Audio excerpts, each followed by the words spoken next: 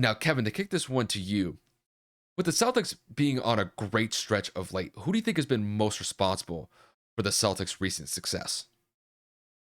I mean, I gotta be honest with you. It's Jason. I mean, you talked about the average over the last couple of games. I mean, this season, averaging 26, shooting 33% from the 3-point line, 44% from the field. So, not the greatest season statistically in terms of percentages, but when you're putting up numbers like 33, 26, 30, 28, 38, 24 in the last 10 games, you have to say, whoa, wait a minute. Like, this kid's how old? Didn't he just turned 26 or 24 today, and he's putting up numbers like that, carrying the Celtics, keeping them in the race.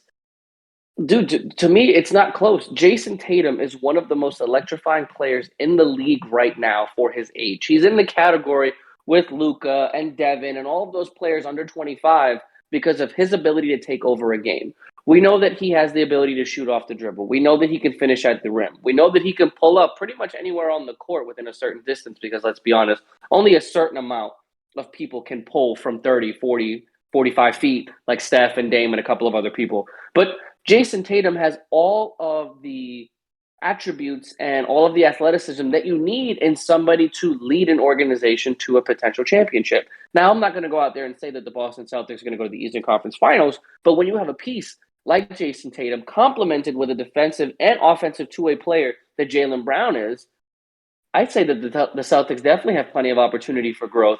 I say that this win streak or this current success over the last certain amount of games is not a surprise when you look at the roster that's been assembled in Boston. I get it. They have a rookie head coach in Ime Udoka, and he was kind of scrutinized early on in the season, and they were like, who the hell is this guy? Why the hell did he get this job? Why wasn't it Rick Carlisle? He has this team in a good position. He has his team's 4.5 games or 4 games behind first place in the Eastern Conference. He has Jayson Tatum and Jaylen Brown playing at a very high level. So I'm going to sit here. I'm going to say I'm putting it on Jayson Tatum, but as a whole, I'm not surprised. And the double tandem that is Brown and Tatum, that's going to be a nice 1-2 punch for a couple of years to come. Well, when I look at what the Celtics have done this year, really like the last, I would say, 2 to 3 weeks, they've really impressed me just because, Kevin, to be quite honest with you, the Celtics were kind of up and down for the first half of the season. And really, there were some people criticizing the Celtics on whether or not that they were that legitimate of a force in the Eastern Conference, despite having great pieces like Jayson Tatum and Jaylen Brown at their disposal, but they just didn't live up to what I think people were expecting. I can't really say that anymore because I think both Jayson Tatum and Jaylen Brown have been playing phenomenal. But if I had to pick one player in particular who's been the most responsible for their recent success, I'd have to give it to Jayson. Now, when I look at Jayson Tatum compared to Jaylen Brown, they both present different features as far as their skill sets go. Jaylen Brown is a great 1-2 player as far as being able to not only play great offense, but being able to play great defense.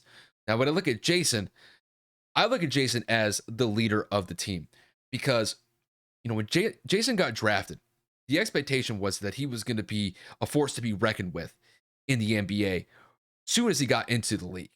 And when I look at this season in particular, he's lived up to that expectation.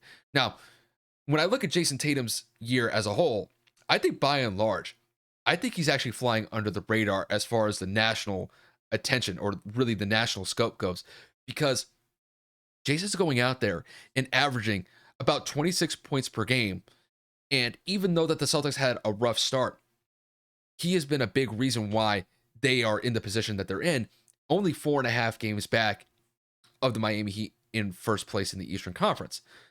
And I think if Jayson just keeps out and playing the way that he has, as far as knocking about 40 to 45% of his shots, because he is shooting a pretty large volume of shots this year compared to recent years in the past, I think he's going to be able to keep Boston on this winning trajectory.